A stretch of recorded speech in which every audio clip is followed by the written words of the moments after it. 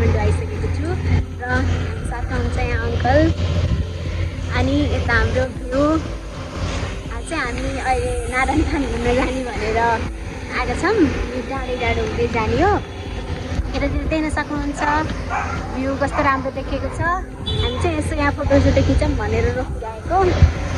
Uncle hello भन्नु। Uncle hello. हाम्रो यहाँदेखि देखिने भ्यू हो। अहिले चाहिँ क्लियर छैन, हिजो पानी परेर पनि खै पनि किन हो क्लियर छैन। अनि यही हो, अब हामी यता हुँदै नारायणथान जाने।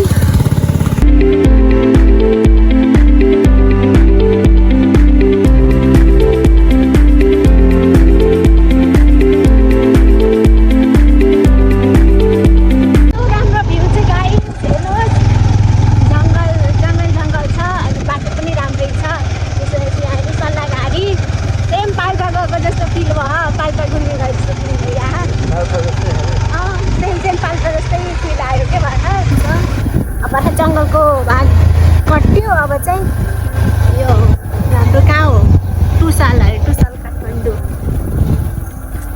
अब हामी जाने।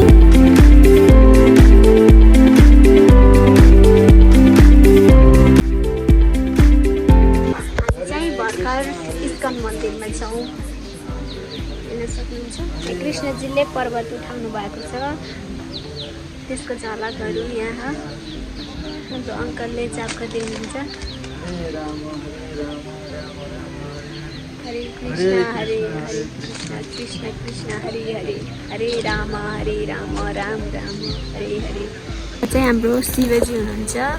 शिव भगवान चाहिँ गुफाभित्र आफ्नो ध्यान साधना गर्दै हुनुहुन्छ।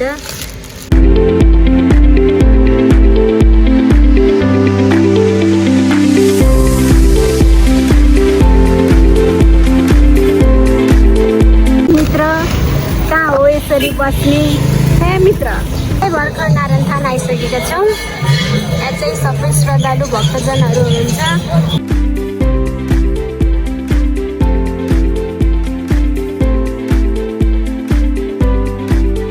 हाम्रो विष्णु भगवान जलमा आराम गर्नुभएको छ।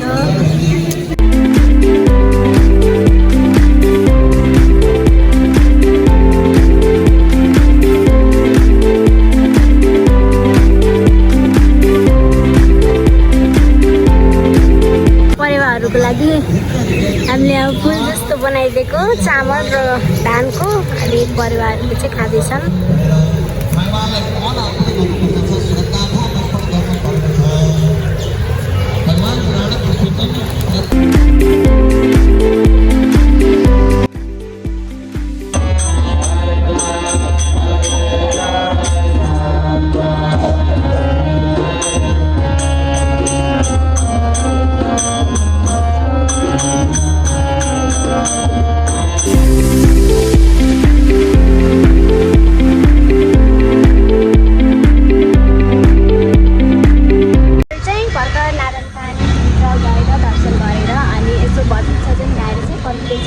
अब चाहिँ कता जाने हो अङ्कलले डिसाइड गर्नुहुन्छ, कता लैजानुहुन्छ। अब हामी बाइकले निकाल्न रहेछौँ।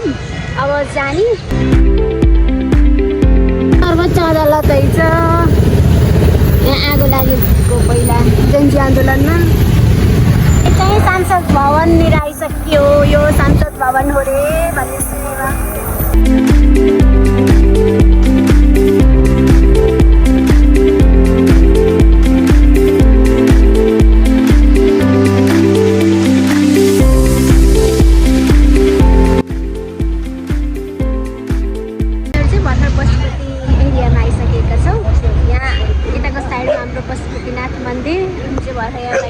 गर्दैछौँ। अब चाहिँ जाने अब पशुपतिको दर्शन गर्ने।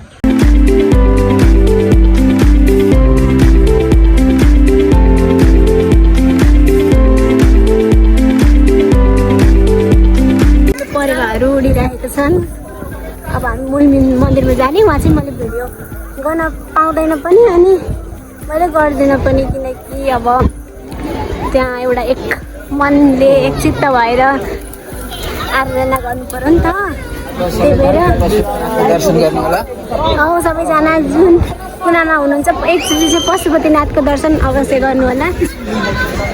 भर्खरै पशुपतिनाथको दर्शन गरेर हामी बाहिर आयौँ। भक्तजनहरू अझै पनि पूजा गर्दै हुनुहुन्छ। शीतल शान्त शिवजीको साथ भइसकेको छ यो जिन्दगीमा।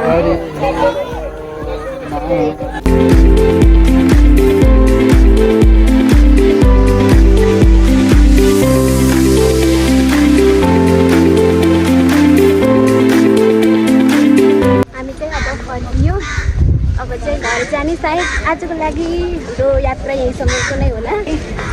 छुट्टै मनमा आनन्द मिलेछ हो कि अङ्कल? मलाई कस्तो भयो? मन तर प्रसन्न भयो। भ्लग चाहिँ मैले यही इन्ड गर्छु। बाई बाई सबैजनालाई। नमस्ते। पशुपतिनाथले रक्षा गरून् सबैमा।